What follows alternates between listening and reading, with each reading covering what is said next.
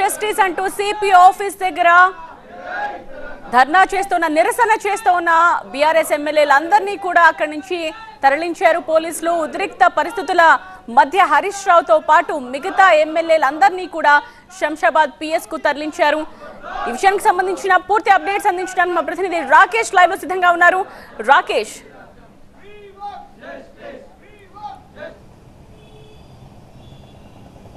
కొద్దిసేపటి క్రితమే ఇక్కడ ధర్నా చేస్తున్నటువంటి హరీష్ రావు, సవితా ఇంద్రారెడ్డి, గంగుల కమలాకర్, ప్రశాంత్ రెడ్డి, మధుసూదనాచారి అందరినీ కూడా ఇక్కడ నుంచి లిఫ్ట్ చేశారు. శంషాబాద్ వైపు తీసుకెళ్లారు. శంషాబాద్ అంటున్నారు, కొంతసేపు కందుకూరు అంటున్నారు. ఈ రెండు పోలీస్ స్టేషన్లో ఎక్కడో దగ్గర వాళ్ళని డ్రాప్ చేసేటువంటి ఛాన్స్ కనిపిస్తూ ఉంది.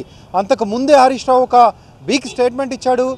ఇక్కడన్నటువంటి సైబరాబాద్ కమిషనరేట్కి 10,000 మంది బీఆర్ఎస్ కార్యకర్తలు ఇమీడియట్గా తరలి రండి.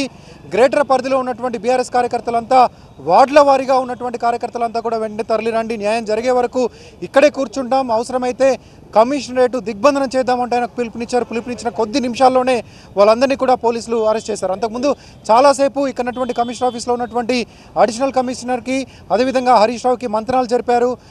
ఎఫ్ఐఆర్ కాపీ కావాలని అడిగారు. ఎఫ్ఐఆర్ కాపీలో హత్యాయత్నం నేరం కింద నమోదు చేసినటువంటి సెక్షన్లను చూపించాలని అడిగారు. వీటన్నింటినీ డిమాండ్లను కూడా పరిశీలిస్తామని మాత్రమే పోలీసులు చెప్పారు.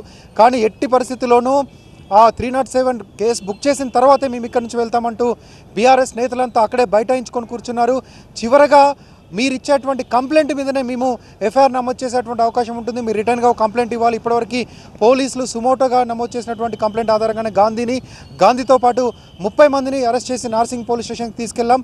మీరు రిటర్న్గా కంప్లైంట్ ఇవ్వాలంటే ఇస్తామని బీఆర్ఎస్ నేతలు చెప్పారు. కానీ ఎక్కడైతే సంఘటన జరిగిందో కొండాపూర్లో జరిగింది కాబట్టి కన్సర్న్ జ్యూడిక్షన్లో ఉన్నటువంటి డీసీపీ ఆఫీస్లోనో పోలీస్ స్టేషన్లోనో కంప్లైంట్ ఇవ్వాలని ఇక్కడ ఉన్నటువంటి పోలీస్ అధికారులు సమాచారం ఇచ్చారు. దీంతో ఆర్ఎస్ ప్రవీణ్ కుమార్, మాజీ పోలీస్ అధికారి ఆర్ఎస్ ప్రవీణ్ కుమార్ కౌశిక్ రెడ్డిని వెంట తీసుకొని స్థానిక ఉన్నటువంటి డీసీపీ ఆఫీస్కి వెళ్ళారు.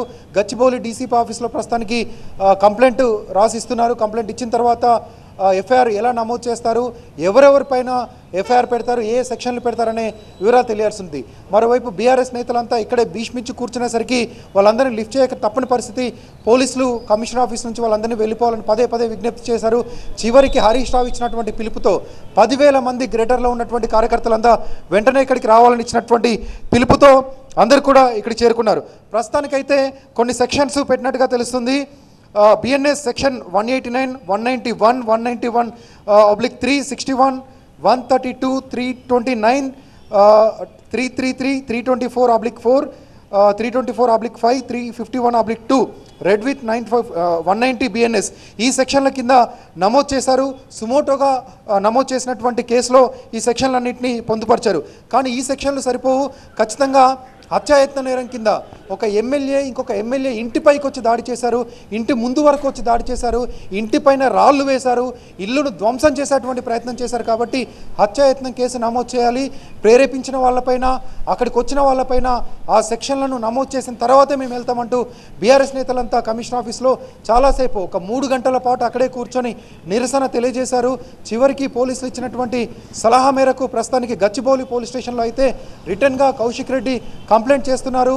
ఎలా కంప్లైంట్ చేయాలనే విషయంలో ఆయనకి ఆర్ఎస్ ప్రవీణ్ కుమార్ అక్కడ సజెషన్స్ ఇస్తూ ఉన్నారు. ఇక అరెస్ట్ అయిన నేతలందరినీ ప్రస్తుతానికి శంషాబాద్ పోలీస్ స్టేషన్కి తీసుకెళ్తున్నట్టుగా తెలుస్తుంది. మరోవైపు ఇంతకు ముందే రేపు గాంధీ ఇంటికి వెళ్తామంటూ ఉదయం నుంచి బీఆర్ఎస్ నేతలు చెప్తూ వస్తున్నారు. కౌశిక్ రెడ్డి కూడా రేపు గాంధీ ఇంటికి వెళ్ళబోతున్నాం, ఆయన బీఆర్ఎస్ ఎమ్మెల్యే అంటున్నారు. కాబట్టి ఎక్కడైతే ఏ జిల్లా పరిధిలోకి అయితే ఆయన ఎమ్మెల్యేగా ఉన్నారో ఆ జిల్లా పరిధి మేడ్చల్ కార్యాలయం నుంచి, మేడ్చల్ బీఆర్ఎస్ కార్యాలయం నుంచి మేము బయలుదేరి వెళ్తామంటూ పిలుపునిచ్చారు. ప్రస్తుతానికి అది ఫోర్స్లో ఉందా, రేపు వెళ్తారా లేదా అనేది కొద్దిసేపట్లో తెలిసేటువంటి ఛాన్స్ ఉంది. రైట్ రాకేష్.